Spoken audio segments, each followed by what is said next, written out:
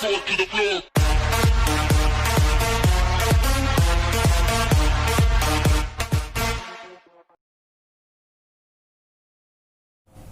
Hello students, welcome to my channel Dasi class. इस video में हम स्टार्ट करेंगे अपना chapter number 3 pair of linear equation in two variable. तो जो भी यूजर्स नए हैं चैनल पे, चैनल को सब्सक्राइब करें। तो स्टार्ट करते हैं हम आपका आज का chapter pair of linear equation in two variable. तो सबसे पहले देखते हैं हम वेरिएबल। वेरिएबल क्या होता है ये मैंने आपको चैप्टर 2 में बताया था। जब मैंने पॉलिनोमियल्स स्टार्ट किया था तो मैंने सारी चीजें आपको पहले भी बताई हुई। वेरिएबल का मतलब है whose value is not fixed, not fixed. ठीक है, जिसकी वैल्यू जो है वो फिक्स नहीं होती। तो हम कुछ भी एक्स वाई वगैरह इस तरह का लेट कर लेते, मान लेते। ये हमारा क्या है, वेरिएबल। ठीक, अब यहां पर कितने वेरिएबल की बात हो रही है, 2 वेरिएबल। तो सपोज कीजिए मैं एक x ले लेता हूं, दूसरा y ले लेता हूं, 2 वेरिएबल हो गए। ओके, अब देखिए जो वेरिएबल की डिग्री होती है, डिग्री भी हमने सेकंड चैप्टर में देखा था पॉलिनोमियल। ठीक है, highest power of variable is known as its degree. तो यहां पर बात हुई लीनियर की।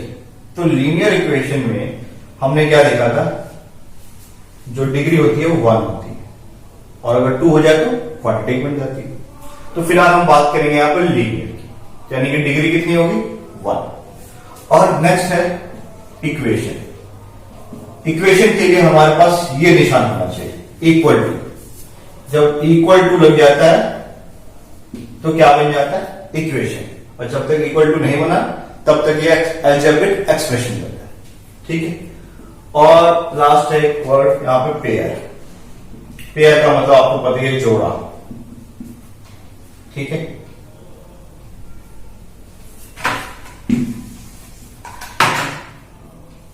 जोड़ा।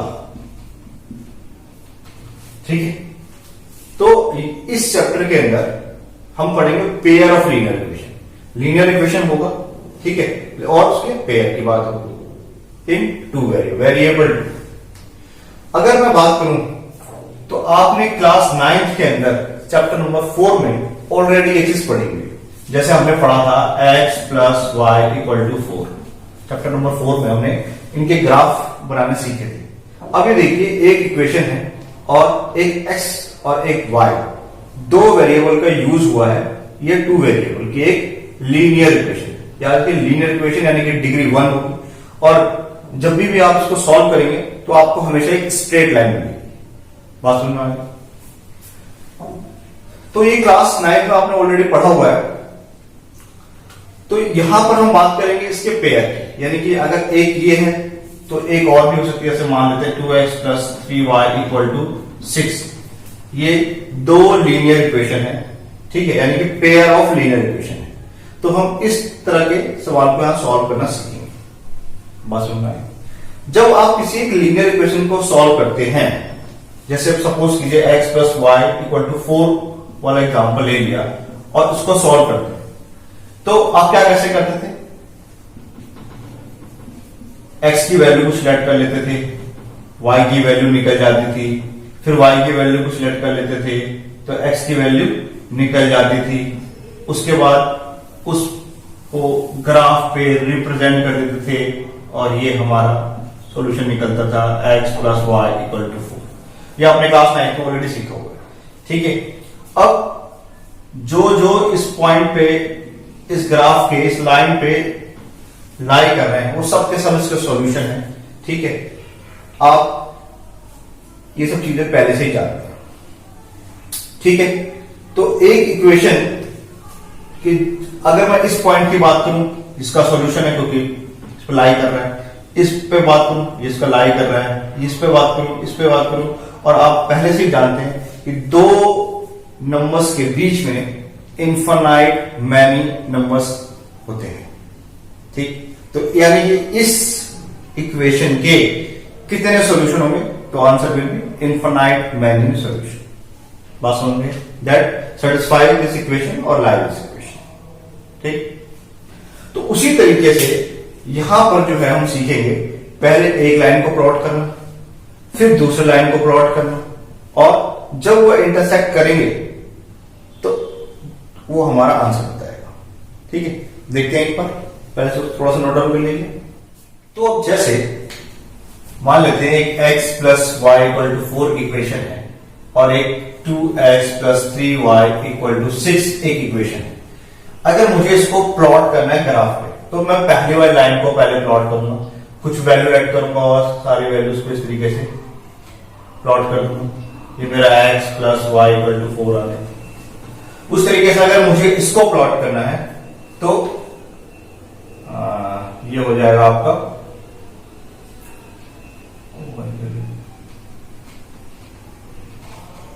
ये इस तरीके से, ये सेकेंड लाइन हो जाएगी 2x plus 3y equal to 6।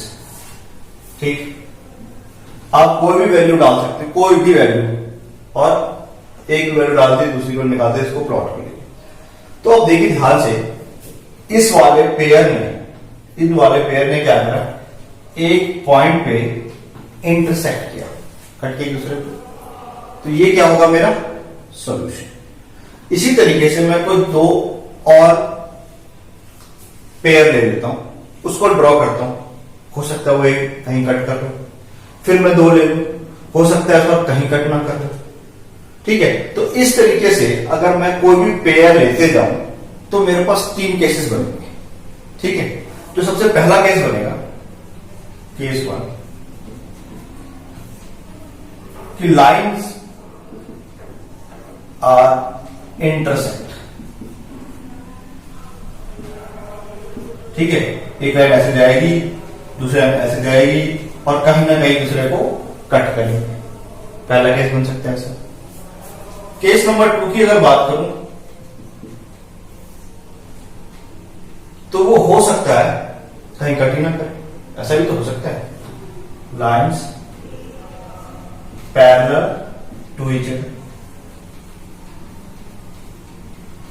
ठीक है, जैसे मान लेते हैं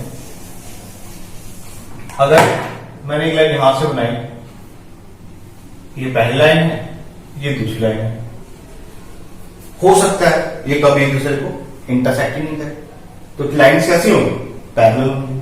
अब लाइंस क्या होती है, जो कभी एक दूसरे को इंटरसेक्ट नहीं करते। या फिर मेरे पास एक केस 3 भी हो सकता है, लाइंस आर ओवरलैप। ठीक है, लाइंस जो ओवरलैप होगा, ओवरलैप का मतलब क्या है कि जैसे सपोज कीजिए ये एक लाइन है और दूसरी लाइन जो मेरी यहां से बने, मुझे पहला पॉइंट यहां मिले, दूसरा पॉइंट उसको यहां मिले, तीसरा पॉइंट यहां मिले और मैं लाइन ड्रॉ करी, ठीक यहां बनी। पहले वाली लाइन की पहला पॉइंट यहां था, दूसरा पॉइंट यहां है, तीसरा पॉइंट यहां है, मैंने इसको ड्रॉ किया। तो आप क्या देख रहे हैं कि इस लाइन को आगे बढ़ाइए, इस लाइन को आगे बढ़ाइए, तो एक के ऊपर एक लाइन आ गई सारी। इसको हमने क्या बोला, ओवरलैप कर दिया, और इसको हम बोलते हैं को इंसिडेंट लाइन्स। बात समझ में? तो लाइन पैरेलल हो सकती है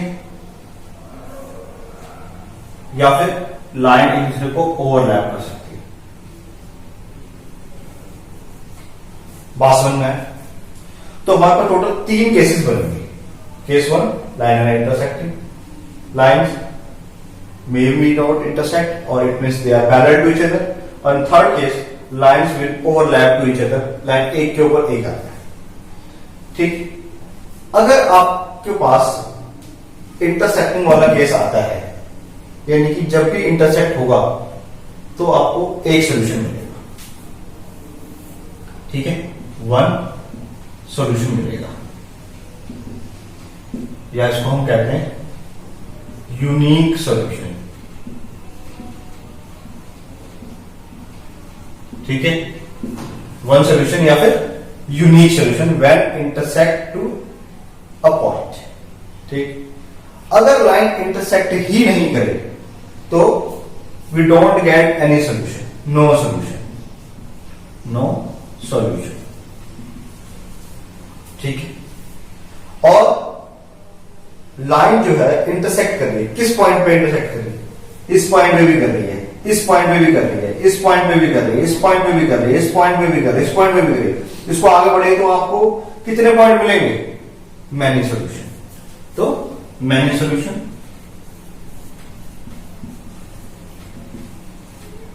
या इनफाइनाइट मैनी सॉल्यूशन। ठीक है। तो 3 केसेस बने और इसके आधार पे हमें पास 3 सॉल्यूशन है। पहला केस 1, जब एक पॉइंट पे इंटरसेक्ट करेगी एक सॉल्यूशन आएगा, जिसको हम यूनिक सॉल्यूशन कहते हैं। अगर लाइंस जो है दो लाइन जो है पैरेलल हो जाए तो हमारे पास एक भी सॉल्यूशन नहीं आएगा, और लाइंस ओवरलैप कर ले, को इंसिडेंट हो जाए लाइन, यानी कि एक दूसरे के ऊपर लाइन हो, तो हमें बहुत सारे सॉल्यूशन मिलेंगे। ठीक, बात समझ में आ गई? अब देखिए, तो जैसे ये हमारी एक इक्वेशन है, ये हमारी एक इक्वेशन है, तो इन जनरली इनको हम एक जनरल फॉर्म में लिखते हैं, जनरल फॉर्म्स। ठीक है। a1x plus b1y plus c equal to 0 और a2x plus b2y plus c2 0। This is my general form of linear equation in two value. जैसे मेरी यहां एक इक्वेशन है, यहां एक इक्वेशन है। अब देखिए a1 इसके साथ जो कोफिशिएंट लगा हुआ है, यानी कि a, b और c, ये क्या होते हैं? Real number. रियल नंबर का मतलब कोई भी हो सकता है, रैशनल भी हो सकता है, इरैशनल भी हो सकता है। अभी हमने जस्ट देखा था। ठीक। और एक्स वाई क्या है? वेरिएबल। एक्स और वाई क्या है? ये हमारे वेरिएबल है। एक बात का ध्यान रखना, एक्स और ए और बी कभी भी एक साथ 0 नहीं होंगे। A and B cannot be 0 altogether। दोनों कभी भी एक साथ 0 नहीं हो सकते हैं। कोई एक हो सकता है लेकिन दोनों नहीं होंगे। ठीक है, इस बात का ध्यान रखना। तो ये हमने बहुत सारी चीजें देखी अभी। ये हमारा जनरल फॉर्म, इस जनरल फॉर्म जैसे यहां पे, तो यहां पे a1 की वैल्यू क्या है? 1 है, फिर x है। b1 की वैल्यू क्या है? 1 है, कुछ नहीं तो 1 है यहां पे, फिर y है, और c क्या है? ये इधर जाके माइनस का 4 बन जाएगा, है ना। ये जो हमारी इक्वेशन है पहली वाली देखिए, x plus y minus 4 equal to 0, और दूसरी कैसे बनेगी? 2x plus 3y minus 6 equal to 0। अब इसको कंपेयर कीजिए, a1 1 x है, b1 1 y है, c1 माइनस 4 इक्वल टू 0, फिर a2 2, b2 3, c2 minus 6 equal to 0। मिल गया? बात समझ में? तो इस तरीके से ये इसकी जनरल फॉर्म है, इस तरह से लीनियर इक्वेशन है। इस तरीके से हम उसको सॉल्व करके पता लगाएंगे कि इसका 1 सॉल्यूशन निकलेगा, नो सॉल्यूशन निकलेगा और मैनी सॉल्यूशन निकलेगा, यानी कि इनफाइनाइट मैनी सॉल्यूशन आएगा। अब हमारे पास इक्वेशंस है, इक्वेशंस को ग्राफिकली हम इस तरीके से सॉल्व करेंगे और हमें पता लग जाएगा कि कितने पॉइंट पे इंटरसेक्ट कर रहा है या नहीं कर रहा है, और उतने हमारे सॉल्यूशन निकल गए। ठीक। अच्छा, इसके अलावा बिना ग्राफिकली, यानी कि बिना हम ग्राफ बनाए ही हम बता सकते हैं कि इसका 1 सॉल्यूशन निकलेगा, नो सॉल्यूशन निकलेगा या इनफिनाइट मैनी सॉल्यूशन निकलेगा। उसका तरीका क्या है कि जो हमारे रेशियोज हैं, ये जो a1 b1 c1 के जो रेशियोज है, इसको हम कंपेयर करते हैं। ठीक है। अगर a1 अपॉन में a2 इक्वल हो जाए b1 अपॉन में b2, ठीक है, तो क्या होगा? और नॉट इक्वल अगर ना हो तो क्या होगा? तो सबसे पहला केस, अगर नॉट इक्वल A1 अपॉन में, यानी कि 1 और यहाँ 2, यहाँ 1 अपॉन में 3। अगर ये दोनों इक्वल नहीं है तो इसका यानी कि लाइन इंटरसेक्ट करेंगी और उसका यूनिक सॉल्यूशन मिलेगा। ये पहला वाला केस होगा। अब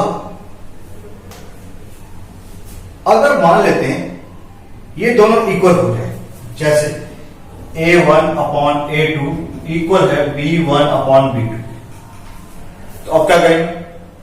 कुछ नहीं, इसके नेक्स्ट वाला रेशियो देखेंगे। अब नेक्स्ट वाला रेशियो में भी दो केस होंगे, या तो इक्वल होगा या नहीं होगा। अगर नहीं होगा तो हमारा पैरेललाइंस बनेगा और नो सॉल्यूशन मिलेगा, ठीक। और अगर ये लास्ट वाला ratio A1 upon B1 upon B2 equal to C1 upon C2, अगर ये रेशियो भी इक्वल हो जाए, लास्ट वाला रेशियो भी इक्वल हो जाए, तो उसमें क्या होगा? लाइन जो है एक दूसरे को ओवरलैप करेगी और कोइंसिडेंट लाइन हो जाएगी, जिसकी वजह से हमें इनफाइनाइट मैनी सॉल्यूशन मिलेगी। बात समझ में आई?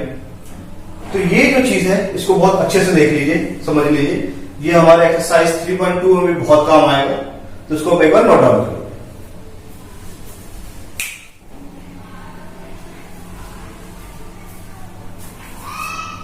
तो linear equation in two variable को सॉल्व करने के लिए हमें जो पढ़ना है वो टोटल 4 मेथड पढ़ने हैं जो हमारे बुक के अंदर है। पहला जो मेथड है वो है ग्राफिकल मेथड, नेक्स्ट है सब्स्टिट्यूशन मेथड, फिर है एलिमिनेटिंग मेथड और लास्ट है हमारा क्रॉस मल्टीप्लिकेशन मेथड। तो हम चारों मेथड से लीनियर इक्वेशन टू वेरिएबल को सॉल्व करना सीखेंगे। तो पहला जो मेथड है हमारा ग्राफिकली मेथड, इसके बारे में नेक्स्ट वीडियो में हम बात करेंगे और इस पर काम करेंगे, ठीक है।